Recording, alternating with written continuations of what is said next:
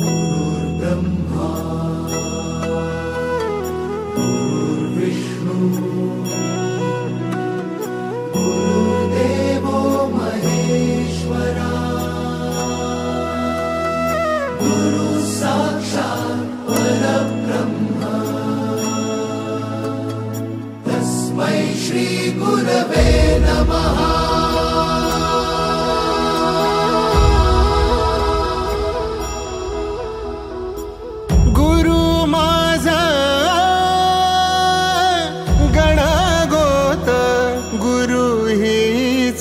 माऊली